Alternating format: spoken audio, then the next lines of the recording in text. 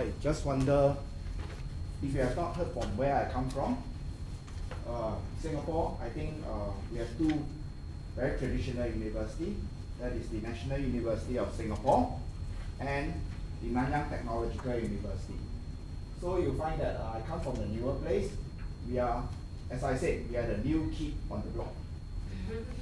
So the new kid is that we come from we put into, this is the third new university in Singapore, which is known as the University of Technology and Design. So we actually incorporate technology and design together, in short. Okay? But today, what I'm trying to talk about is some green technology, which I think I want to bring you back to some things which I started about 16 years ago. The first question that came to my mind is that when people deal with herbal extracts, they have to use solvents such as ethanol or methanol to extract the ingredients out. And the first time when I encountered it, the process which I have seen is rather long, tedious, and sometimes the yield it's not as good as well. Okay? So you find that like this picture where will come across, whatever herbs you have to dry it, you have to grind it, and you have to look for methods of extraction. And I'm sure our Japanese colleague will also know that recent years, there's a lot of demand to go into standardization. In fact, herbal medicine has the same criteria that we need to meet. That is quality, safety, efficacy. So you find that my talk actually generally I'm going to tie down to quality. Okay? So how I go into quality, that is where I'm going to talk about in the methods of extraction. And finally, we get the compounds, analyze the data. So it comes back to my first question again. My first question is it possible to eliminate or reduce the use of organic solvents in the generation of the extracts and the standardization of the extract as well? So let's go to some of the examples which people have done. You find that generally, I'm sure that you are quite familiar with some of these herbs, and you find that actually depends on whether we are looking into the volatile components or the non-volatile ones. Okay? But today I think I'll focus on more on the non-volatile ones, which actually our colleagues here, most of you are interested in. The volatile ones are usually the essential oils, and they have a different set of rules that we have to play with. Okay? So you find that generally, as I mentioned, we have to use things like sonication, heating under reflux, substance extraction, and all that. But if you look at the literature that is going on in the last 10 years, you'll find that actually there are more and more approaches that will go towards solventless technology. That means you can generate the extract without the use of single drop of solvent. Isn't that wonderful? That means that because I have been to the chemical industry, you find that once you use solvents, right, the first problem you have to consider is what? Safety. Because the flammable nature. So you need to have enhanced safety requirement. Okay? And then you need to have more safety protocols. But if you are using solventless, what are the solventless I talk about? Water. Later I'll share with you how I use water. And I tune water to make it become like an organic solvent. So that is what I wanted to share with you today. Okay, so but you find that there are a number of them, and also I'll share with you some of it that is available. And as I said, you'll find that traditionally you really have to, this is the most traditional method. This is substance extraction. This one, very beautiful. You just put your herb down there, wait for 3 to 6 hours. Depending on what you are doing, you can wait for even 18 hours. So, like what I always share with my students, good thing is worth waiting. 美好的东西是值得等待的。Okay, so good things you have to wait, and then there are sonications, and you'll find that all these techniques will require a lot of organic solvents. And sometimes, like what I've seen, the yield is not good. I think those who are involved in process and all that, you'll find that the yield is very important to you. Because why? Cost. The higher your yield, that means that it's better for you. You have a lower level of cost. Okay, so let's come to the newer technology. You'll find that SFE, very, very good. you find that this is actually it's also one of the techniques that will not require the use of any organic solvent. Beautiful, I have to say. Okay, so you find that, but however, it has a weakness that if you are looking for the more polar components, you may encounter difficulties to extract the polar components from the plant. And also, I'll talk about the pressurized hot water extraction, which is what I have been working for the last 16 years. And the other one that is very good is microwave extraction. What happened was that microwave extraction uses the microwave and all that to heat up and to dissolve the active components from the plant to either water or solvents. Traditionally, in the past, people use a lot of solvents. But in our recent work, I think 5 years back or 6 years back, we also found that water can be used in microwave and it dissolves or it extracts out the active components very well. And so this is some part that we have noticed that the significance of microwave extraction. Okay, so and perhaps shortly, analytical techniques, you find that for the volatile, you use gas chromatography, but most of the time you'll find that we need to use HPLC. This is liquid chromatography, and you find that recent years, there's a lot of things you can actually put inside your system such that you can reduce the solvents by 80% compared to the older methods. Okay, so as I said, recent years we also have found that this is one of the most beautiful parts. And also there are also analytical techniques like capillary electrophoresis. This one again, you can totally eliminate the use of organic solvent. So what does it mean? You find that if you select the right extraction method, you can totally eliminate organic solvents. And if you select the right analytical technique, again like capillary electrophoresis or gas chromatography, you find that you do not need a single drop of organic solvents or only very minimum amount of organic solvent when you need to standardize your plant material. So I think this is the ultimate dream that all of us are hoping for. Okay, so this is the one that we have been using for many years, where actually we use it to look at aristolochic acid in one of the plant material because of the, I think if you follow the literature, you'll find that there's a lot of news about it, but today I won't go through.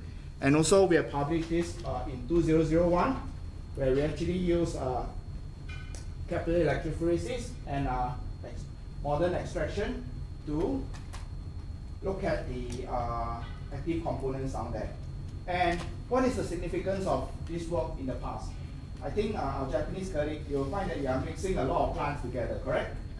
And if you want to quantify a certain components in the plant, if you are using traditional HPLC methods, it's very challenging.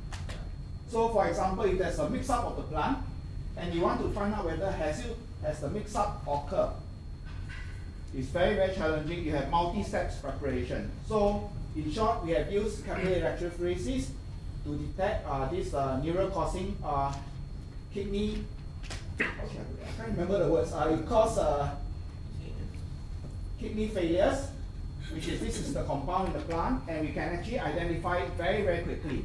So this was some of the work that we have done when I was in the government laboratory in Singapore. Okay, so for those of you who are interested, you can refer to this article.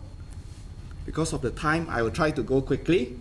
But today I would like to introduce one of the major work that I have done, which is using pressurized hot water extraction. That is, as I said, this is a method that we totally eliminate the use of solvents. And what we do is that we actually tune the water to make it behave like an organic solvent. And you'll find that we'll generate an extract that is very similar to organic solvent, and we use it. The comparison is done using HPLC. And we believe that this method will generate a process that are highly suitable for GMP.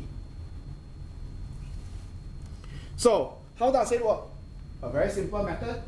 In fact, once I present to you, you'll say, actually, this is so simple. But however, we get it to work, that is a challenge.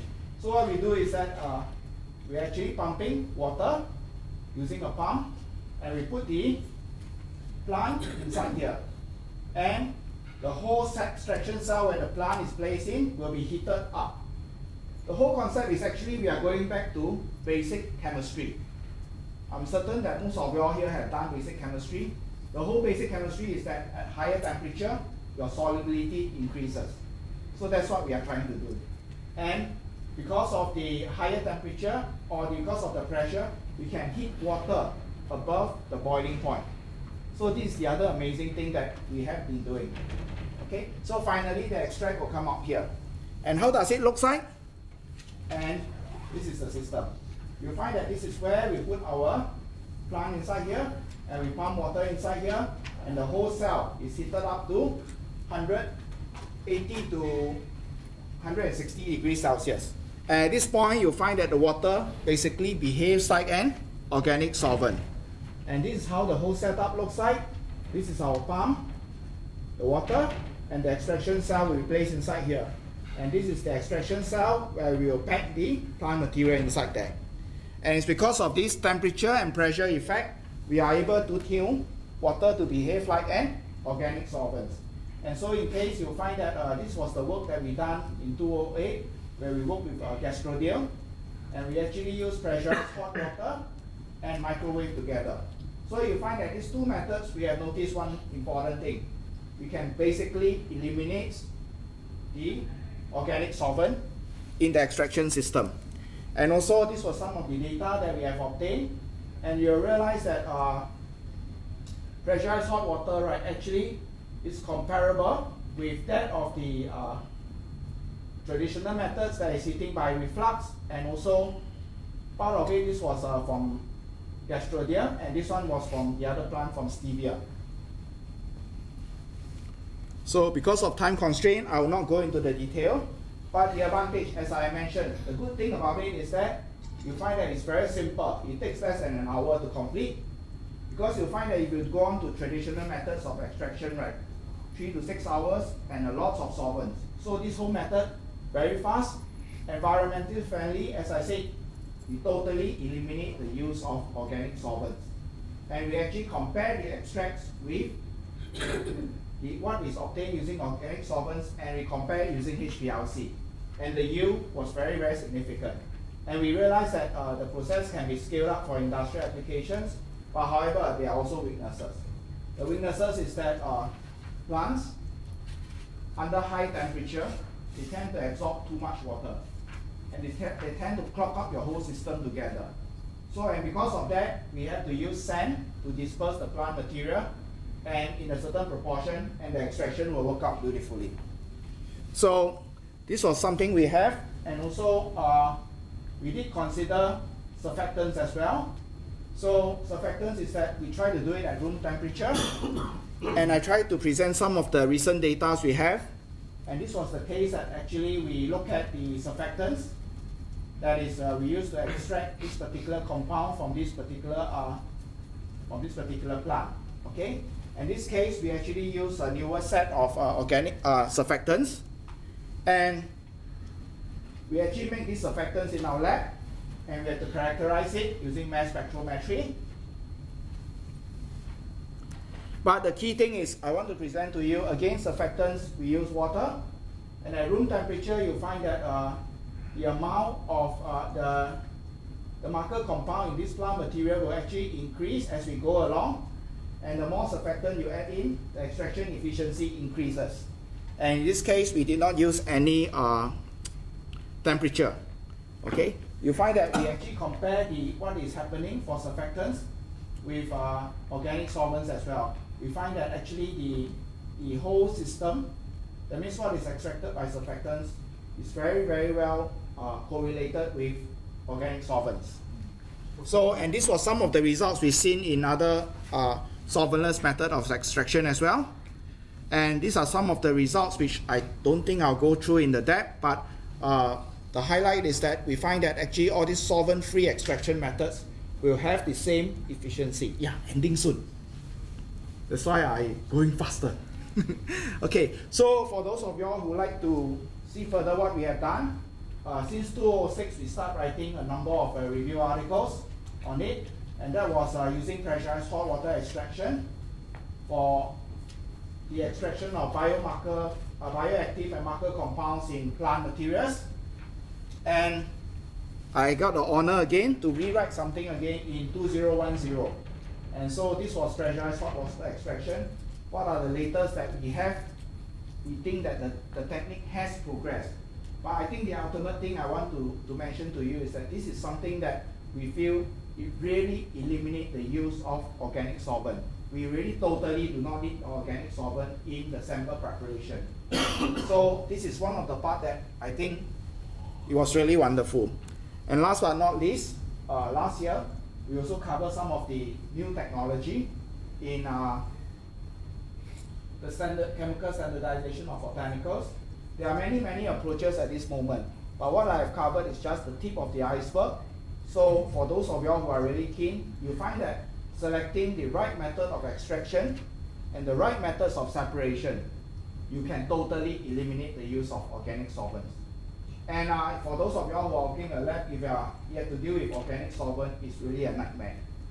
You really find that you have a lot of things that you have to consider, and your safety officer will come after you every day to ask you, have you fulfilled all these requirements?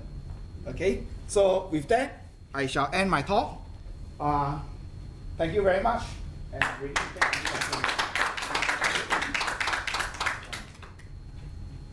Questions? Thank you for your nice talk, but I have a question about the stability. Yeah. Stability of the herbal biocomponent in the plant. How we got against okay. by this person? Like I said, because when you're using temperature, the optimization experiment will be very critical. Different plants have different components, and different components, right, you find that they have different stability.